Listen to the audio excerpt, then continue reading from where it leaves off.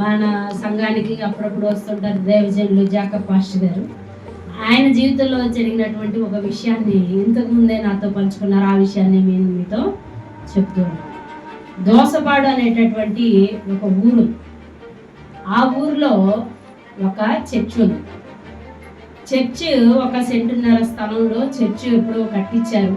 పెద్ద మామగారు టైంలోనో వాళ్ళ తండ్రుల టైంలో కట్టించిన ఒక చిన్న చర్చిలో ఆరాధన జరుగుతూ ఉంటే ఇక కొంతమంది అది ఎంతో కాలం నుంచి జరుగుతూ వస్తూ ఉంది. ఆరాధనలు జరుగుతూ ఉన్నాయి. జరుగుతూ ఉంటే ఆ ఊళ్ళో కొంతమంది మన ఊళ్ళో చర్చ్ అనేది ఉండకూడదు అని చెప్పి కొంత వ్యతిరేక విధానము, సంఘర్షణ వాతావరణం అక్కడ చోటు చేసుకొని జరుగుతాం. ఇక ఈ పాస్టర్ గారు అందులో సంఘ సభ్యులు అందరూ ప్రార్థనలు చేస్తూ ఉన్నారు. ఇక చర్చ్ తీసేయకూడదు, ఉండాలి అని అందరూ కూడా ప్రార్థనలు దేవునికి బాగా ప్రార్థన చేస్తూ ఉన్నారు. చేస్తూ ఉండగా జరిగిన అద్భుతం ఏంటంటే ఆ ఊర్లో ఒక ఆమె ఆ చర్చ్ 1 సెంటున్నర స్థలం అని చెప్పాను కదా, ఆ సెంటున్నరతో కాకుండా ఇంకా 10 సెంట్లు మొత్తం 11.5 సెంటు ఆ పాస్టర్ గారి పేరున రిజిస్ట్రేషన్ చేసినారు. హల్లెలూయా హల్లెలూయా. ఇది సెంటున్నరే. అయితే రిజిస్ట్రేషన్ చేయలేదంట అంతకు ముందు. మామూలుగా ఇచ్చారు చర్చికి, మామూలుగా ఇచ్చారు, చర్చి కట్టారు, జరుగుతూ ఉంది. ఇప్పుడు ఈ గొడవలు జరుగుతూ ఉన్నప్పుడు అందరూ పట్టుదలగా ప్రార్థన చేసినప్పుడు ఆ స్థలం దాంతో పాటు ఉన్న పక్కన ఉన్న స్థలం మొత్తం 10 సెంట్లు, 2 సెంటున్నర, మొత్తం 11.5 సెంట్లు మొత్తం కూడా ఇక దీంతో కూడా కలిపి ఆ పాస్టర్ గారికి రిజిస్ట్రేషన్ చేసేసినట్టు.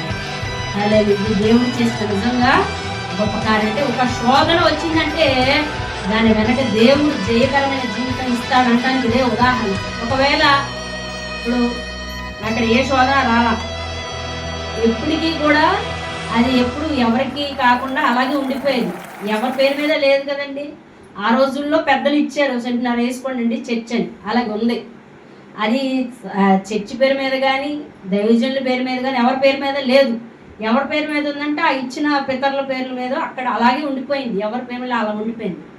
ఎప్పుడైతే ఈ శోధన వచ్చింది, ప్రార్థన చేశారో పక్క ఈ స్థలము ఆ పక్కన స్థలము అంతా కూడా రిజిస్ట్రేషన్ అయిపోయి శుభ్రంగా కాగితాలు కూడా దైవజనుల చేతిలోకి వచ్చేసాయి. హల్లెలూయా హల్లెలూయా. ఈ శోధన రాకపోయి ఉంటే కనుక, ఈ ఇబ్బంది రాకపోతే ఎప్పటికీ అలాగే ఉండేదేమో. తర్వాత ఏమయ్యేదో మరి తెలియదు. దేవునికి స్తోత్రం. ఇది రాబట్టే పక్కాగా పేపర్స్తో సహా ఇంకెవరో కూడా తీసేయండి అంటానికి లేకుండా ఒక చక్కటి కార్యాన్ని దేవుడు అక్కడ చేసి పెట్టాడు. హల్లెలూయా హల్లెలూయా. అంటే నేను చెప్పే విషయం ఏంటంటే మనుషులకి శోధనలు రావు, క్రైస్తవులకి ఇబ్బందులు రావని కాదు, వస్తాయి. వచ్చినా మనం తట్టుకొని ప్రార్థన చేస్తూ వెళ్తే దాని నుండి 2 ప్రతిఫలాన్ని దేవుడు మనకు అనుగ్రహిస్తాడు. హల్లెలూయా హల్లెలూయా. దేవుడు ఏం చేశాడు? దేవుడు ఉంటే మాకు ఈ బాధ ఎందుకు వచ్చింది? దేవుడు ప్రార్థన ఆలకిస్తే మాకు ఈ ఇబ్బందులు ఎందుకు రప్పిస్తాడు? దేవుడు జవాబు ఇవ్వడం మానేశాడు. మనం అనవసరంగా దీన్ని నమ్ముకున్నాం, అనవసరంగా ఈ మార్గంలోకి వచ్చాం అనుకునే వాళ్ళు ఎంతో మంది ఉన్నారు. కానీ ఆ శోధన వచ్చినప్పుడు నువ్వు ఎలా స్పందిస్తున్నావు, ఎలాగ దేవుణ్ణి మోకరిస్తున్నావు, బాధ వచ్చినా విడవకుండా ఆయన్ని ఎలా హత్తుకుంటున్నావు అనేదే దేవుడు మనల్ని గమనిస్తూ ఉంటాడు. హల్లెలూయా. ఆ బాధ వచ్చినప్పుడు, ఆ ఇబ్బంది వచ్చినప్పుడు, ఆ శోధన వచ్చినప్పుడు మరింత ఎక్కువగా ఆయన ఆశ్రయించినప్పుడు ఆ బాధ నుంచే, ఆ ఇబ్బంది నుంచే మనకు తెలియని మార్గాన్ని ఆయనే తెరిచి మనకి జయ జీవితాన్ని ఇస్తాడు అంటానికి ఈ సాక్ష్యమే మన కళ్ళ ముందు కనబడుతూ ఉంది. హల్లెలూయా హల్లెలూయా. కాబట్టి ఏ బాధ అయినా, ఇబ్బంది అయినా, ఇరికైనా ఆయన వైపు చూద్దాం, ఆయన ఇచ్చే ఆశీర్వాదాన్ని పొందుకుందాం. ఎట్టి విధానంలో కూడా ఆయన్ని మనం ఎదిరించడానికి కానీ, ఆయన్ని ప్రశ్న వేయటానికి కానీ మన జీవితాలు సరిపోవు. కాబట్టి ఆయన ఇచ్చే కృపకు మనం పాత్రలు అవుదాం. హల్లెలూయా హల్లెలూయా.